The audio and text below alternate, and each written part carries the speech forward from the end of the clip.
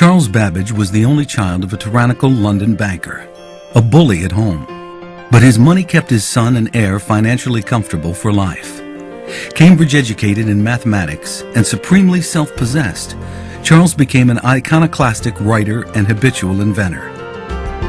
In 1832, the drawing room of his London home became a showcase for demonstrations of a small section of his difference engine, a far from finished device by which he intended to revolutionize calculation by mechanizing it. At his soirees, London's intellectual society watched what you see now. As Babbage cranked its handle, this machine produced a series of polynomial calculations that were repeatable and error-free. Most astonishing, it was automatic.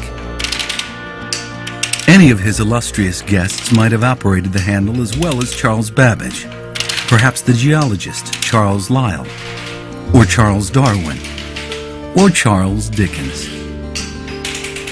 Once set, the machine seemed able to proceed, to think on its own. But what was called the beautiful fragment of the machine Babbage had intended to build was all he ever finished of it.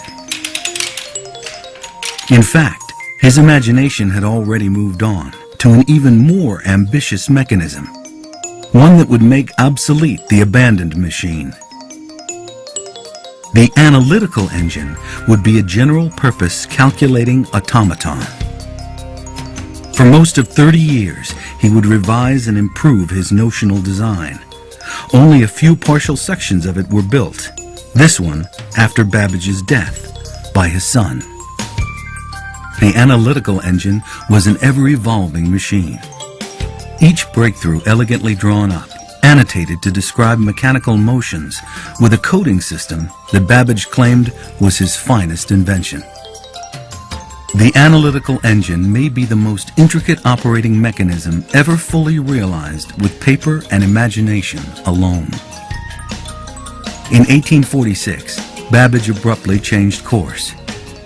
As if determined to make good on an old obligation, he worked for 2 years to complete a full set of drawings for difference engine number 2. It would require 8,000 parts, only a third as many as the first.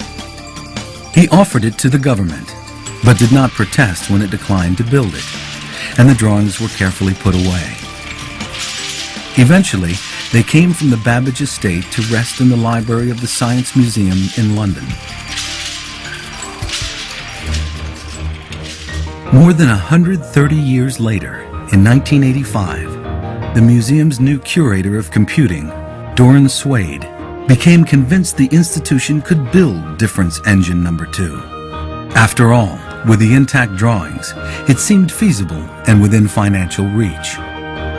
It took 17 years and drama to rival Babbage's so long ago. And it works, just as Babbage designed it. Every turn of the engine's driving handle is carried through gears, cams, rods, levers, and springs to release and arrest precisely aligned number wheels. A helical arrangement of steel fingers continually pulls the register towers to find and perform the carrying of tens. In its continuing sweep upward, it is mesmerizing. The intricate printing section can be programmed for 1, 2, or 3 column output, for 2 font sizes at once, for variable margins and column gaps, even word wrap where necessary. It prints hard copy on paper and simultaneously impresses the same output into a tray of plaster to produce a stereotype, a mold for casting a full-page printing plate. When a tray is full, the printer pauses the entire machine. In the spring of 2008, a clone of DE2 commissioned by Nathan Myhrvold was completed at the Science Museum and shipped to California. At the Computer History Museum, it would charm new thousands of discerning eyes. Today, the crotchety proud genius, who never managed to prove it during his lifetime, has a fair claim to honor as a pioneer in the history of intelligent machines. just as his parlor guests in 1832 suggested. His difference engine continues to inspire the admiration of his intellectual heirs, a celebrated and unique icon to chroniclers of computing. Charles Babbage, remember, never saw it, except in his stubborn, prescient dreams.